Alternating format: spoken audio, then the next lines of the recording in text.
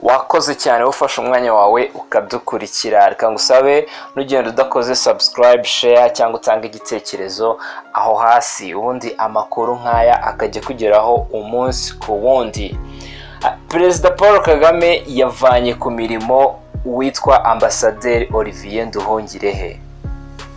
Kuri uyu wa kane tariki ya 9 Mata nibwo Perezida wa Repubulika y'u Rwanda Paul Kagame yavanye ku mirimo Ambasaderi Olivier Nduhungirehe wari usanzwe ari umunyamabanga wa leta muri Minisiteri y'Ububanyi n'Amahanga n'Ubutwererane ushinzwe umuryango w'ibihugu bya Afurika y'Iburasirazuba. Uyu mugabo ndabizi ko abenshi mu muzi cyane, by'umwihariko abakoresha imbuga nkoranyambaga, dore ko yari umwe mu bayobozi batacikwaga n'ibiri kubera ku mbuga nkoranyambaga, by'umwihariko Twitter. Olivier Nduhungirehe ni umwe mu bagize guverinoma bake mu myaka igera ku 10 ishize bakuwe ku myanya hakavugwa impamvu bibayeho, ndetse ntibyari bisanzwe ko mu itangazo risimbuza umuyobozi havugwamo amakosa ye yose nk'uko we byagenze. Ubundi wasangaga bikorwa mu bundi buryo, niba hari ibyo atujuje akabimenyeshwa ariko ntibihite bishyirwa hanze mu itangazo.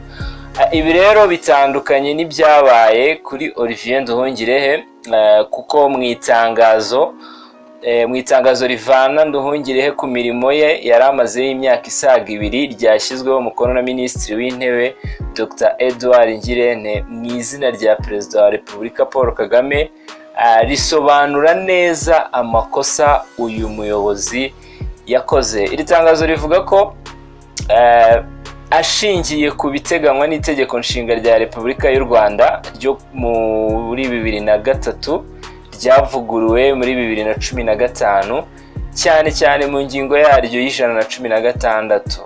None ku wa 9 Mata mwaka wa 2020 Perezida wa Repubulika yavanye ku mirimo Ambasaderi Olivier Nduhungirehe wari umunyamabanga wa leta muri Minisiteri y'Ububanyi n'Amahanga n'Ubutwererane ushinzwe umuryango w'ibihugu bya Afurika y'Iburasirazuba, kubera imikorere yakunze kumuranga yo gushyira imbere imyumvire ye aho gushingira kuri politiki za leta mu kazi yari ashinzwe.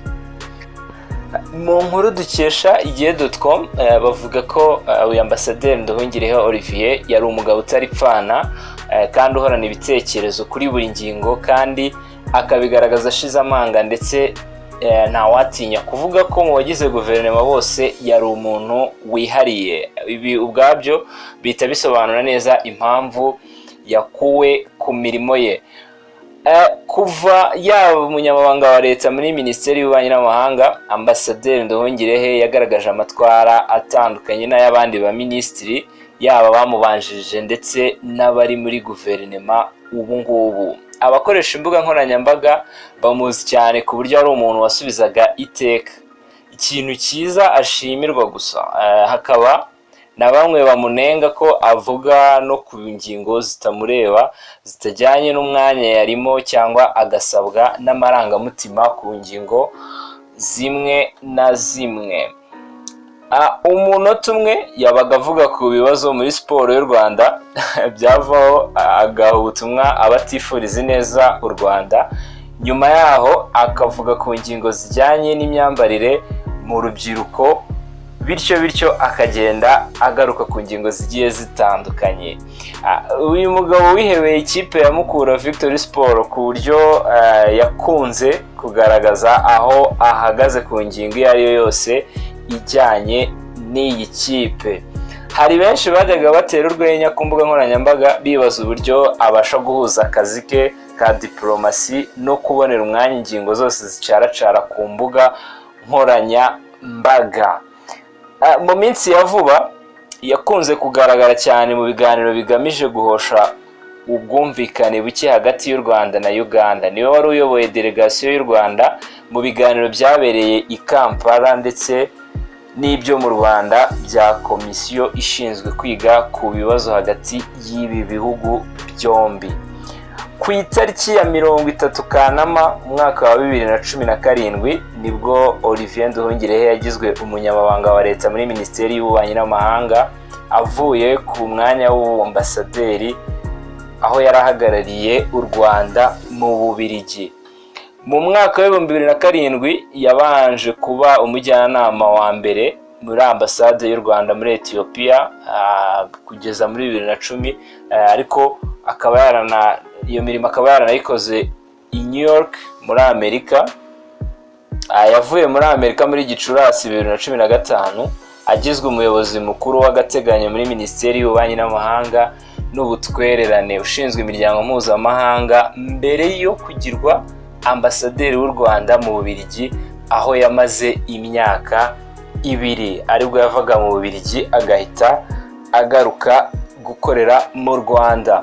Uyu mugabo w'imyaka 45 afite impamyabumenyi y'icyiciro cya 3 cya kaminuza Master's Degree muri Gestion Fiscale yavanye muri kaminuza ya Université Libre de Bruxelles.